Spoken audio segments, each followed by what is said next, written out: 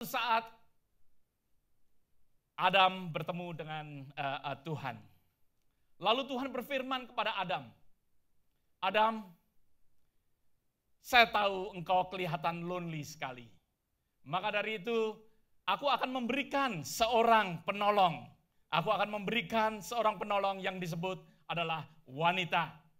Maka dari itu Adam, wanita yang akan kuciptakan adalah wanita yang luar biasa untuk kehidupan kamu. Dia katakan, engkau tidak akan merasa lonely lagi. Engkau tidak perlu untuk melakukan akan banyak hal karena dia akan menjadi penolong yang setia di dalam kehidupanmu. Tuhan menjelaskan satu persatu. Dia katakan, dia akan memasak untuk kamu. Dia akan mencuci piring, bahkan pakaianmu. Dia akan melakukan apa saja yang kamu perlukan. Dan Tuhan mengatakan kepada Adam, dia akan menurut kamu dan dia tidak akan pernah ngomel. Apakah wanita di sini katakan amin? Haleluya. Ya, dikatakan juga bahwa ia akan melahirkan seorang anak atau 2 orang anak atau 12 anak untuk kamu, dan dia juga tidak akan pernah ngomel untuk memelihara anak itu, dan dia akan begitu mengasihi kamu. Tuhan berbicara kepada Adam, dan Tuhan juga tetap terus mengatakan sesuatu hal yang baik tentang wanita. Bahkan Tuhan berfirman, dia pun juga tidak akan pernah menyalahkan kamu, dia akan mengakui akan kesalahan kamu. Lalu Adam bertanya, Tuhan, apa yang aku harus berikan? Harga apa yang aku harus bayar untuk mendapatkan seorang penolong yang luar biasa itu? Lalu Tuhan berfirman, engkau harus memberikan tangan, engkau akan harus memberikan kakimu. Maka dari itu Adam bertanya, bagaimana Tuhan kalau aku hanya memberikan tulang rusukku? Maka dari itu apa jadinya? Wanita-wanita saat ini. Haleluya. Sebenarnya Tuhan memberikan ya segala-galanya wanita yang luar biasa, tetapi ya kasih rusuk mau semuanya. Ya. Seperti orang Surabaya kalau ngomong 100 rupiah minta selamat. Amin. Ya, kita akan belajar bersama-sama hari ini. Saya ingin menyambung akan firman Tuhan yang berhubungan dengan hal love and relationship.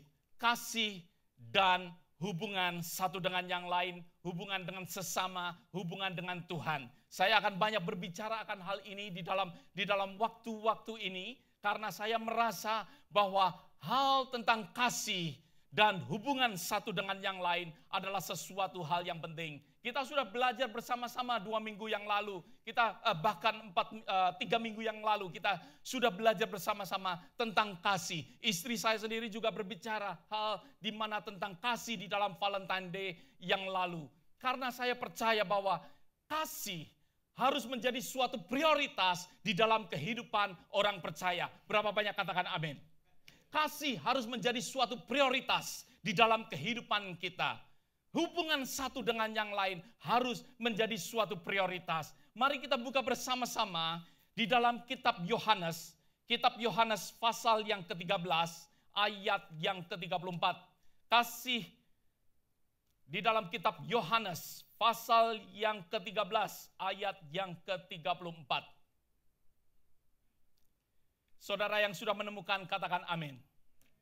Amin. Saudara harus bersama-sama dengan saya. Ya, kita akan belajar banyak akan firman Tuhan di dalam hal kasih ini. Yohanes pasal yang ke-13 ayat yang ke-34 berkata, aku memberikan perintah baru kepada kamu, yaitu supaya kamu saling mengasihi, sama seperti aku telah mengasihi kamu, demikian pula kamu harus saling mengasihi. Firman Tuhan berkata, sama seperti aku. Ya, dia katakan supaya kamu saling mengasihi, supaya setiap daripada kita saling mengasihi. Firman Tuhan berkata, sama seperti aku, sama seperti aku telah mengasihi kamu, demikian pula kamu harus saling mengasihi. Firman Tuhan begitu jelas di dalam kehidupan kita. Firman yang tertulis yang baru saja kita baca. Firman Tuhan mengajarkan untuk kita semua saling mengasihi. Sama seperti Allah telah mengasihi kita, maka dari itu kita pun harus mengasihi akan orang lain. Mengasihi akan sesama kita. Di dalam 1 Yohanes pasal yang keempat, ayat yang ke-21. 1 Yohanes pasal yang keempat, ayat yang ke-21. Yang berkata, saudara-saudaraku yang kekasih, ya. Pasal yang keempat, saya baca yang ayat pasal yang ketiga, maaf. Pasal yang keempat, ayat yang ke-21. Dan perintah ini kita terima dari Dia, barang siapa mengasihi Allah, ia harus juga mengasihi siapa? Saudaranya. Barang siapa mengasihi Allah, maka dari itu kita harus mengasihi apa? Saudara-saudara kita. Firman Tuhan dengan jelas sekali berkata, barang siapa mengasihi Allah, ia harus mengasihi juga saudaranya. Dari hal ini kita boleh belajar bahwa Allah menghendaki untuk kehidupan kita selalu hidup di dalam kasih. Untuk kita mengasihi akan saudara-saudara kita. Untuk kita boleh mengasihi mereka yang mungkin bukan saudara kita pun juga, tetapi sesama kita. Tuhan meminta, Tuhan mengajarkan untuk kita harus mengasihi sesama kita. Firman Tuhan berkata bahwa barang siapa mengasihi Allah, ia harus mengasihi saudaranya. Barang siapa mengasihi Allah, ia harus mengasihi saudaranya. Sesuatu kebohongan di dalam kehidupan kita. Kalau kita ini mengatakan bahwa kita mengasihi Allah, tetapi kita tidak mengasihi saudara kita. Bahkan ayat yang sebelumnya mengatakan kepada kita, merupakan sesuatu hal yang menipu bahwa kita ini adalah pendusta. Karena bagaimana kita bisa mengasihi saudara kita kalau kita tidak mengasihi akan apa? Allah. Tidak mungkin kita mengasihi Allah juga kalau kita tidak mengasihi akan saudara kita. Ada amin saudara? Ya, kita tidak akan bisa mengasihi akan Allah kalau kita tidak mengasihi akan saudara kita. Kita tidak dapat mengasihi. Kita tidak dapat mengatakan bahwa kita mengasihi Allah kalau kita ini tidak mengasihi akan saudara kita. Kita sudah belajar semuanya akan hal ini.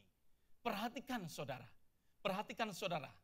bahwa di dalam kehidupan, kenapa saya katakan, kenapa kita perlu belajar akan hal ini?